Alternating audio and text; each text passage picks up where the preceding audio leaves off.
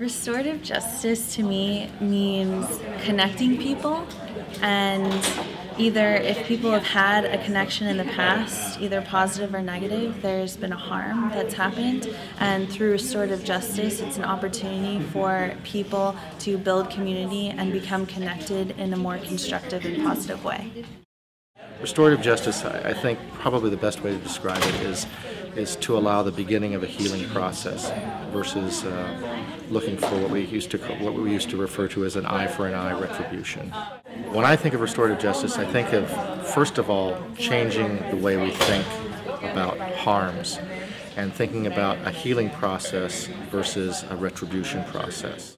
It also means to me that we as people, as a community, are taking back our responsibility to deal with harms to individuals within the community and getting the community involved rather than turning everything over to the state, or the justice industry as I call it. So what we have is a change in mindset and a way to move things forward rather than to act in a punishing sense. Well, restorative justice is actually really how the Institute for Peace and Justice works. A lot of our programs, just like restorative justice, include the whole community.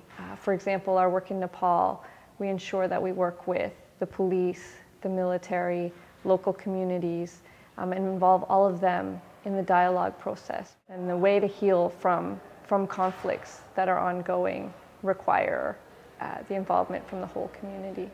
I think that restorative justice has a very important part to play in a university setting. First of all, you're dealing with a rather unique, closed community with students and faculty and staff who have a daily interaction with each other on very many different levels. And you have people that are, for the first time in their life, moving away from a very protected parental situation and exploring their adulthood. And invariably, they're going to make mistakes. So many of the things that young people engage in are fixable. It gives them an opportunity to learn and to begin that healing process and to come back into the community.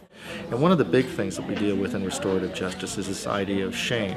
And if you have young students who have never been in trouble before and they get themselves in trouble, there's an awful lot of shame that's attached to that. Shame to the community, shame to their parents, shame to their peers. This gives them an opportunity to fix it, to begin that healing process, to eliminate that shame, which is a part of that harm that takes place.